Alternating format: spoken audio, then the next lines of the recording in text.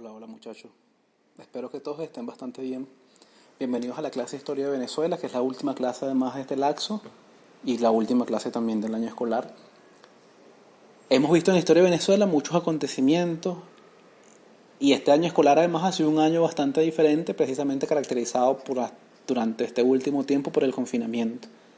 Un confinamiento seguramente que nos ha hecho como valorar más nuestras amistades, valorar la cercanía, las alegrías y los momentos que se viven juntos. Y bueno, ya llegará el momento también para reencontrarnos y abrazarnos y contarnos todas las anécdotas que hemos vivido durante la etapa de confinamiento. Por lo pronto tenemos que seguir a la distancia aprendiendo y enseñando bajo estas nuevas circunstancias. Como ustedes saben, bueno, estamos en el último periodo y en este periodo vamos a ver un acontecimiento importante para la historia de Venezuela, sobre todo para la historia más contemporánea de Venezuela, que va a ser un acontecimiento que tiene como nombre el Caracazo, que es un acontecimiento que seguramente ustedes ya han visto en otras materias, o lo han escuchado en sus casas, o han visto algunas imágenes, o han discutido en algún momento de su vida. Esta manifestación social que nosotros vamos a conocer como el Caracazo se produce el 27 de febrero de 1989 y toma por sorpresa a la mayoría de los políticos y analistas venezolanos, pero también a la mayoría de los políticos y analistas de la politología y de los contextos nacionales también fuera de Venezuela. Y precisamente lo toma por sorpresa porque Venezuela, era analizada y se le decía que Venezuela en ese momento era la excepción en América Latina, se le conocía como el excepcionalismo venezolano. Porque a diferencia de otros procesos políticos en América Latina, caracterizados fundamental por las dictaduras, por una fuerte represión del Estado, para la democracia venezolana, para estos analistas, era una excepción precisamente por su capacidad de ser pacífica, de ser manejada además por civiles, pero también por su capacidad de pactar. Si nosotros recordamos en la última clase, nosotros estamos hablando, que en 1960, en uno de los primeros gobiernos, se inauguró la política de pacto social. Es una política que involucraba que el gobierno antes de tomar decisiones le preguntaba a la Fuerza Armada, a la Iglesia, a los partidos políticos, a los empresarios y a los trabajadores sobre esa decisión. Es una política de pacto, es una política de representación. Precisamente basados en esa política de pacto y representación, era como uno de los elementos de mayor fuerza en la política venezolana y también que le daba su estabilidad, a diferencia de otros sistemas en América Latina. Esta estabilidad también estaba caracterizada por un sistema de partidos en Venezuela lo suficientemente abierto como para generar oportunidades atractivas a socios o coaliciones de otros partidos más pequeños. Esto quiere decir, en otras palabras, que los sistemas de partido en un principio eran bastante abiertos y no se aliaban solo entre ADECO PEI, sino que a ADECO PEI se aliaban con otros partidos mucho más pequeños. Eso generaba la sensación de apertura y de democratización de los espacios políticos en Venezuela. Porque precisamente la capacidad de que cualquier partido, si sea pequeñito, tuviera representación en el Congreso o en el Senado, era visto de buena manera y también funcionaba como válvula de escape. Es decir, funcionaba para mantener la estabilidad política de la Venezuela. Otro elemento importante es que los líderes políticos estaban comprometidos con la democracia y por lo tanto evitaban la retórica ultranacionalistas o no eran muy extremistas. Se mantenían por lo general los líderes políticos bastante en el centro y eso generaba también una estabilidad. Otra característica que por lo menos estos analistas les daban en Venezuela antes de 1989 era que el liderazgo político venezolano era un liderazgo político maduro, es decir, un liderazgo político que había aprendido sus experiencias pasadas. Por lo tanto, no era un liderazgo político sectario, es decir, que constantemente estuviera segregando a otros partidos, no, más bien los llamaba. Y además eran liderazgos políticos que promovían los pactos intrapartidistas e interpartidistas, es decir, que promovían los pactos en vez de la segregación. Y esto generaba, por lo tanto, también una estabilidad, sin duda alguna. Eso se le conoce como aprendizaje político. Otro elemento fundamental que esos analistas también decían sobre Venezuela antes de 1989 es que los grandes partidos políticos venezolanos estaban arraigados en la sociedad venezolana, es decir, tenían mucho tiempo, pero también la población los veía con buena cara, tenía mucha militancia y activista político en todos los sectores sociales, en los sectores más bajos, en los sectores más altos, es decir, tenías profundas raíces en la sociedad venezolana, por lo tanto, el sistema de partido era un sistema de partido bastante estable. Y también estable también tenía pocas diferencias ideológicas, es decir, no había mayor diferencias ideológicas entre Acción Democrática y COPEI. Por lo tanto, eso hacía también que la democracia también fuese mucho más estable, porque donde no hay mayor diferencia, hay menos conflicto. Otro elemento importante es que Acción Democrática y COPEI le dieron bastante prioridad a la disciplina del partido, es decir, que cuando se tomaba una decisión, se tomaba una decisión. Eso hacía que o evitaba, sin duda alguna, que factores dentro del partido de repente quisieran hacer alguna revuelta para tomar otra decisión. Si bien eso se dio sobre todo en Acción Democrática, que se dividió varias veces, no fue una cosa que se repitió constantemente en todo el sistema de partidos venezolano. Y además, otro elemento, que va a ser el último elemento que estos analistas caracterizaban a Venezuela antes de 1989, es que en términos generales los partidos venezolanos eran muy institucionalizados y no eran vehículos para grandes ambiciones de líderes, es decir, más bien era la política del partido, no era la política de un líder particular, no es que un hombre tenía mucho poder, no, sino que era el partido bastante institucionalizado que daba las líneas en general. Ahora, precisamente con todas estas características, si nosotros vemos todas estas características en un país, vamos a decir que en ese país que es altamente tolerante, que los partidos pactan, que hay aprendizajes políticos, que no hay mayores diferencias ideológicas, que los partidos sirven como vía también para en algún momento solucionar ciertas problemáticas sociales, nosotros tenemos que decir que, como que en principio como que no tiene sentido entonces que en Venezuela el 27 de febrero de 1989 haya ocurrido una explosión social de esa magnitud, con tantos muertos, con tantas repercusiones y además sobre todo como con tanta bravura y con tanta intensidad, mejor dicho, con tanta intensidad no tiene sentido. Entonces el excepcionalismo venezolano a partir de ese momento se empezó a desdibujar. Venezuela, a partir de 1989, los venezolanos, pero también los que estaban afuera, se dieron cuenta que Venezuela no era tan excepcional, no era tan diferente a otros países de América Latina, sino guardaba varias semejanzas. Guardaba varias semejanzas también con la inestabilidad política y sobre todo con la inestabilidad económica. Es decir, Venezuela en ese momento dejó de ser la excepción y pasó a ser parte de la norma de América Latina. Y precisamente pasó a ser parte de la norma, cuando digo que pasó a ser parte es que nos dimos cuenta que estábamos metidos allí.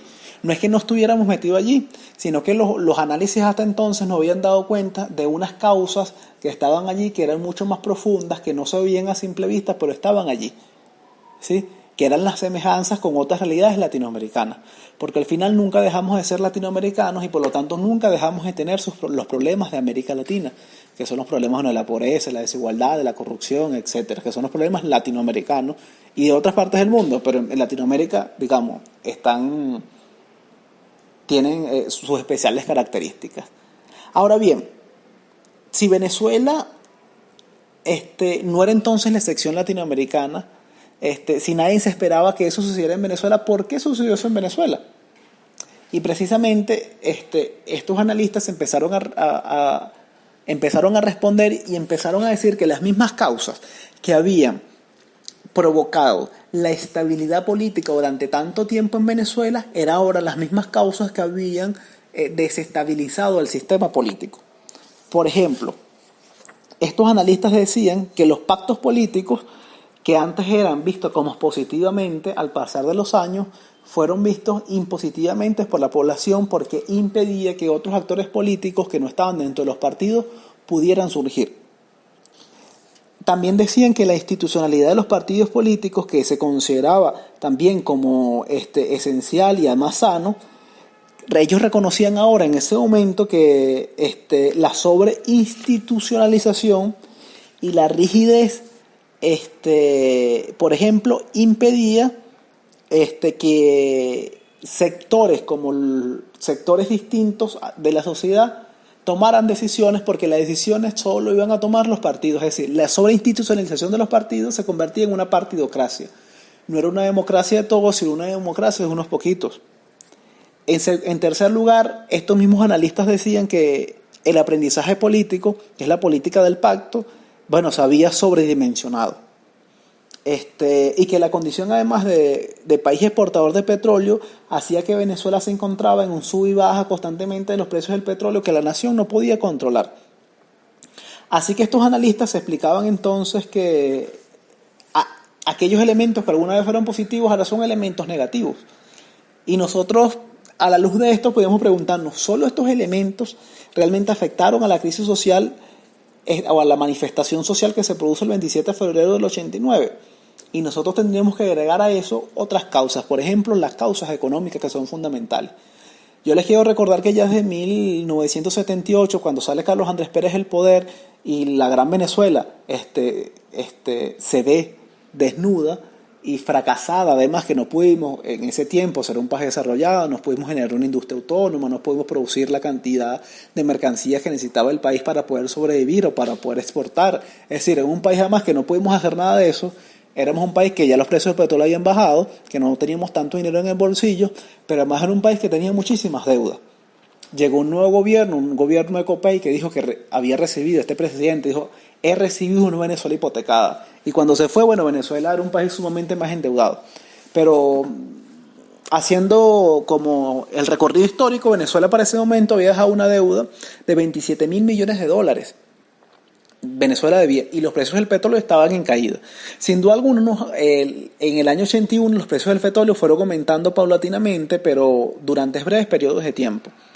Estos altos precios del petróleo, bueno, tampoco hicieron que los venezolanos vivieran mejor, porque teníamos mucha deuda, y por lo tanto, gran parte de el dinero que entraba en Venezuela producto de la venta de la naturaleza, que es la venta del petróleo, se iba al pago de esa deuda. Y además, este gobierno de Copey empezó a hacer una política que se llama una política de enfriamiento económico. Es decir, para ellos la política que había aplicado el gobierno de Carlos Andrés Pérez era una política demasiado grande, que había hecho que Venezuela se indigestara y por lo tanto a Venezuela había que darle menos comida, ¿sí?, para poder mejorar esta indigestión. Bueno, resulta que así fue una política de enfriamiento, pero una política que fue muy mal aplicada y que y que sin duda alguna Venezuela recibió menos comida, pero esa comida que recibió no era comida de calidad, sino era una comida poco nutritiva, lo que generó que la economía, más bien, en vez de reforzarse y recuperarse, lo que hizo fue agravar el problema, porque además fue un plan que no se aplicó en su totalidad.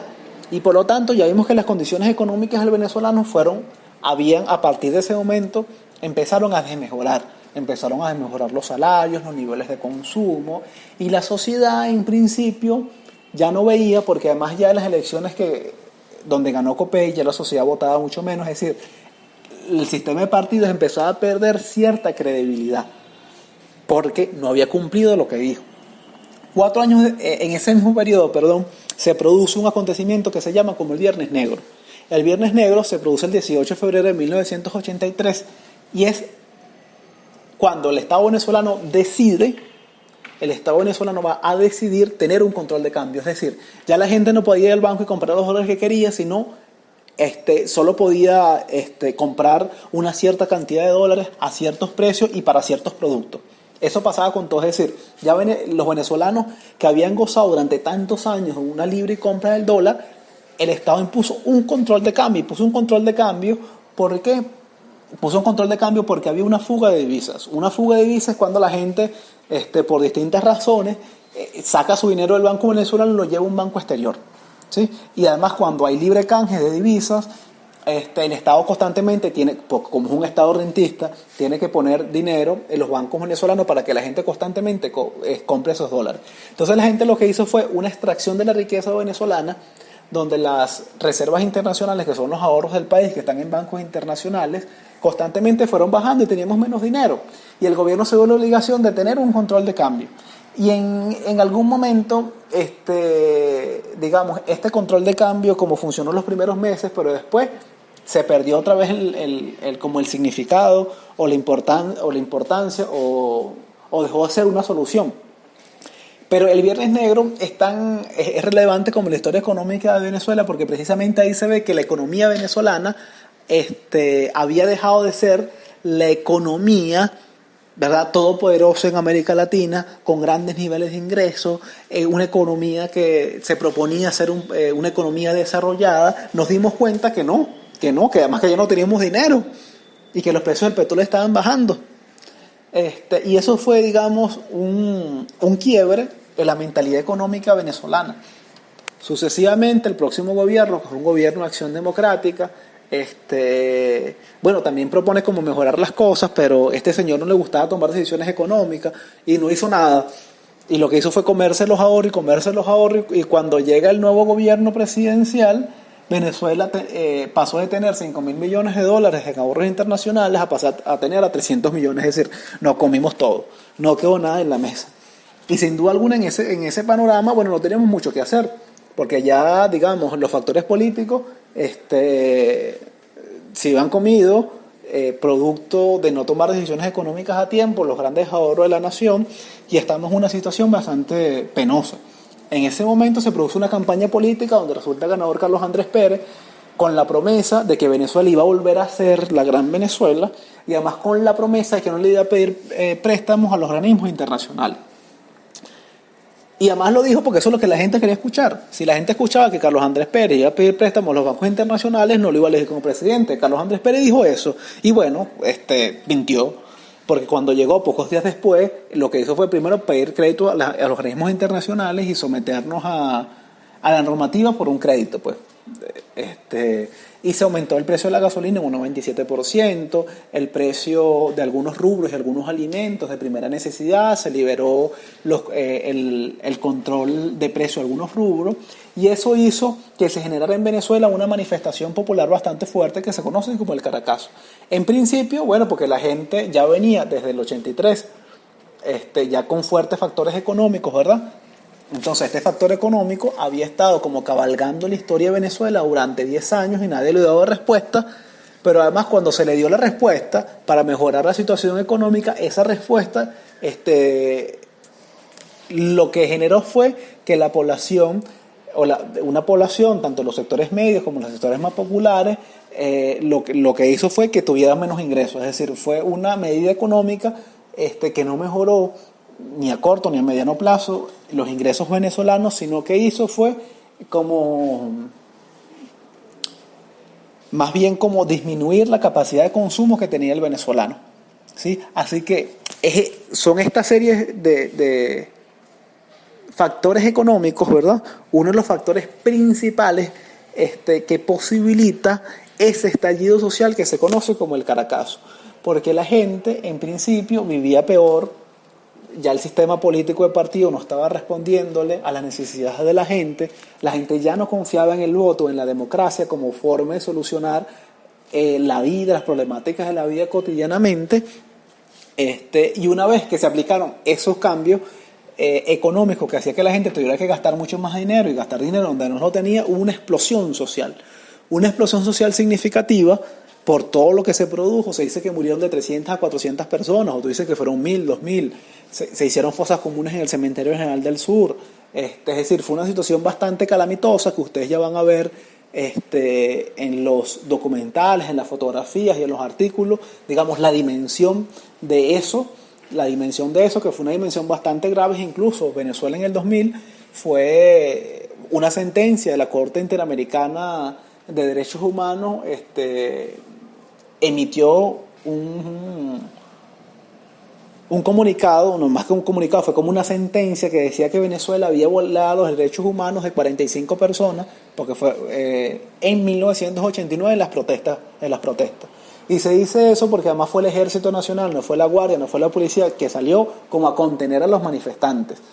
Y los contuvo no con un uso de la fuerza progresiva, sino los contuvo mediante, bueno, el disparo. Entonces mató un poco de gente, ahí moría, digamos, el disparo o la arremetida violentamente con las armas fue bastante fuerte y produjo que mucha gente muriera. Esta serie de manifestantes, digamos, se manifestó violentamente. Y cuando digo violentamente es a través del saqueo, que bueno, es una serie de robos generalizados en la ciudad. Y no solo saquearon los sectores populares, sino también los sectores medios de la sociedad. Es decir, fue como una protesta social. Que digamos, alguna gente hace como un especial interés en que la gente estaba robando y eso no está bien, que sin duda no es así, pero digamos, esa fue la expresión de la gente en ese momento. Y fue la expresión de la gente en ese momento porque la gente fue a robar, ¿sí?, lo que no tenía y lo que no podía comprar, pero que constantemente te decían que tú lo ibas a lograr. Y por lo tanto la gente fue a cumplir un deseo, así como fue a cumplir un deseo que es el deseo de tener cosas. Nosotros vemos en las imágenes gente que está robando comida, pero también vemos en las imágenes gente que está robando como artículos de otras necesidades como zapatos, televisores, etcétera. ¿Y por qué la gente está robando eso? Mucha gente se lo ha preguntado. Algunos analistas dicen que bueno, que la gente era sinvergüenza y se estaba llevando eso, y otros dicen en otro sentido de que bueno, la gente estaba como cumpliendo su sueño, porque la gente no podía acceder a una lavadora ni un televisor porque eran como artículos que estaban ya prohibidos para gran parte de la población venezolana. Y producto de esos deseos como reprimidos en la sociedad venezolana, hubo una explosión violentísima. Y esa explosión violentísima tuvo una consecuencia fundamental que hizo un antes y un después en la historia venezolana. A partir de ese momento, la gran población venezolana empezó a desvincularse de los partidos más grandes de ese momento, como Acción Democrática y COPEI, se empezó a desvincular. De hecho, bueno, hubo una serie inclusive de golpes de Estado, dos intentos de golpe de Estado en el 92 contra Carlos Andrés Pérez. Estos intentos de golpe de Estado, lo que nosotros podemos ver es que los militares, ¿verdad?, empezaron otra vez a entrar en la política venezolana. Si ya los militares habían estado presentes cuando la dictadura de Pérez Jiménez y luego en algún momento de Betancur y de León, y los militares volvían a estar sumamente presentes otra vez, están diciendo, ¿qué pasa aquí? ¿Qué pasa aquí? Yo vengo aquí a poner orden. La mano del militar otra vez aparecía en la historia de Venezuela, ¿sí? Y en principio es un movimiento militar que no tenía como una ideología clara, unas ideas muy claras, pero sin duda gran parte de la clase política lo vio con muy mal ojo. Pero el único que no lo vio con mal ojo y que lo relativizó fue Caldera, que dijo que esta gente se había rebelado porque bueno, la situación económica en el país era bastante grave. Y este discurso de Caldera le permitió luego ser presidente, pero ya no iba a ser presidente por COPEI, sino iba a ser presidente por otros partidos. Por lo tanto, esa fue la elección en el 93-94, perdón que no recuerdo ahorita el año, 93-94, fue la primera elección que pierden los partidos Acción Democrática y COPEI. Y a partir de allí se empieza a cerrar un capítulo que se va a conocer como la democracia en Venezuela, que va desde 1958, con la caída de Marcos Pérez Jiménez, hasta 1998, con la llegada de Hugo Chávez al poder. Entonces, este capítulo se cierra la historia de Venezuela. Es importante que nosotros entendamos por qué se abre ese capítulo. Ese capítulo se va a abrir porque la gente estaba reclamando democracia en 1958. Ya sabemos cómo se ganó, ¿verdad? Cuáles fueron los factores que apoyaron a la dictadura, cómo fue derrotada, etcétera. Hemos visto el tránsito en términos políticos, que fue una política de pacto, en términos económicos, que fue una política de economía rentista venezolana. ¿Y cómo fue eso? Bueno, tuvo un gran auge, ¿verdad? Tuvo un gran auge donde los partidos en cierto determinado momento respondían a las necesidades de la gente, y cuando eso dejó de pasar y los precios del petróleo empezaron a bajar, la economía venezolana empezó a estar en una profunda crisis social porque no teníamos dinero, ¿sí? Porque no teníamos dinero, entonces empezó a estar una profunda crisis social económica, y esa crisis económica se combinó con una crisis política y el sistema se desmoronó. Cayó el sistema que se había formado, y empezó a nacer otro sistema, que es el sistema que tenemos actualmente hoy. Que lamentablemente no nos va a alcanzar la clase como para explicar el nacimiento y todas las implicaciones que tiene, pero nosotros ya sabemos más o menos también cómo este sistema está terminando. Porque lo que yo al menos caracterizo es que este sistema está en decaída, en decadencia, su etapa más tardía. Es decir, este sistema está prontamente a cerrarse y abrirse un nuevo capítulo en la historia de Venezuela. No sabemos cuál va a ser ese capítulo, lo que sí esperamos es que sea mucho mejor, y que sean actores mucho más democráticos los que estén participando. Pero lo que estamos viendo, muchachos, es que en la historia hay capítulos que se abren y capítulos que se cierran. No se repite la historia no es cíclica. Hay unos acontecimientos que se repiten porque a veces no aprendemos de la historia. Por ejemplo, los precios del petróleo. Nosotros no hemos aprendido todavía que como sociedad que cuando hay grandes precios del petróleo no nos podemos gastar todo y lo tenemos que ahorrar. Y eso no lo aprendimos. Y bueno, la cosa, hubo nuevamente en el 2000 unos grandes precios del petróleo, no ahorramos nada, nos lo gastamos todo y estamos otra vez lo mismo. Eso es un elemento importante como para reflexionar, muchachos, que hay una dinámica política, pero hay una dinámica económica que es una dinámica mucho más estable, y precisamente es esa dinámica económica la que nosotros tenemos que ver con más agudeza, porque al final de cuentas esa dinámica económica la que termina teniendo una gran repercusión en la sociedad. Y esa dinámica económica hoy y ayer es el petróleo, ¿sí? Y de esa dinámica económica es la que nos tenemos que salir, y que es una sociedad mucho más productiva. Lo que se decía, o que se llama comúnmente como sembrar el petróleo. Es decir, necesitamos una economía que no sea petrolera, porque una economía petrolera es la que precisamente permite, ¿verdad? Que yo se lo explicaba en algún momento, las economías petroleras permiten que todo el poder lo controla el Estado. Y entonces el quien controla el Estado tiene mucho poder, tiene un poder político, pero también un poder económico. Y ese poder político y ese poder económico hace que tú puedas hacer muchas cosas buenas, pero también muchas cosas malas. Y precisamente tenemos que salir de esa dinámica rentista, de esa dinámica económica, para tener una sociedad mucho más democrática. Porque lo que sí hemos visto es que el rentismo también permite de que la sociedad venezolana se degenere a sociedades menos democráticas y más autoritarias, precisamente porque el poder lo concentra el Estado. Tenemos que transitar, por tanto, una sociedad mucho más democrática y con nuevos actores políticos. Y bueno, muchachos, hemos terminado. Yo espero que este año de aprendizaje de historia de Venezuela haya sido un año donde ustedes hayan aprendido. Yo aprendí bastante de ustedes sobre historia de Venezuela, haya reflexionado su historia, sepan cuáles han sido como los acontecimientos más relevantes que han sucedido en la historia de Venezuela, por qué sucedieron esos acontecimientos, pero sobre todo yo quiero que quede claro, muchachos, de que la historia es una construcción de mucha gente, ¿sí? De grandes grupos sociales, de mucha gente, es una construcción social. La historia es una construcción social, es decir, podemos construir una nueva historia, que es eso además lo que nos llama Venezuela actualmente, a seguir construyendo una nueva historia. Que si bien nosotros no, como decidimos la historia donde vamos a vivir, lo que sí podemos decidir nosotros es cambiarla. Y precisamente es eso lo que se quiere. Vivir una Venezuela mucho mejor, con una historia mucho mejor, que es una historia de menos sufrimiento y es una historia de mucho más alegría. Y con eso me quiero despedir, esperando que nos volvamos a encontrar pronto para seguir aprendiendo, para seguir ensayando, para seguir riéndonos y para seguir generando recuerdos y para seguir generando historia. Un abrazo a todos.